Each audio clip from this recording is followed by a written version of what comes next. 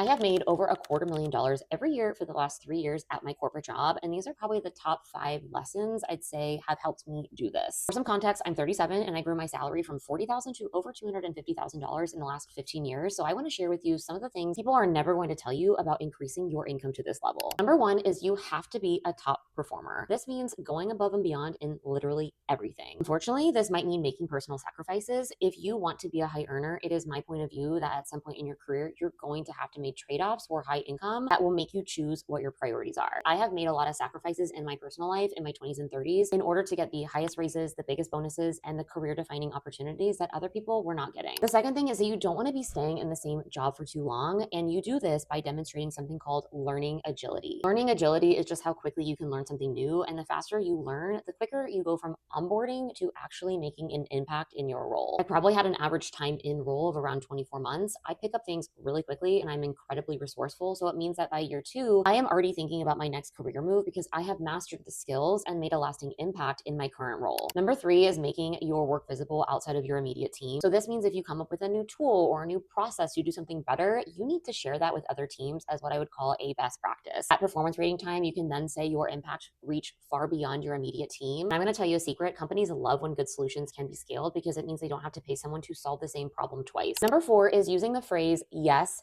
and instead of no. A high performer superpower is understanding that the corporate world is highly political. When I don't agree with something someone senior wants to do, instead of constantly challenging them, I will use the phrase yes and to subtly challenge what they're thinking in a way that's constructive and still meets their expectations and makes them feel heard. And number 5, I feel like this one is pretty obvious, but you have to be working in a high paying industry. In my case, I have always worked in energy, but consulting, technology, all of these industries pay people a lot of money. And I hate to say it, but certain industries, certain companies, you will never be a high earner.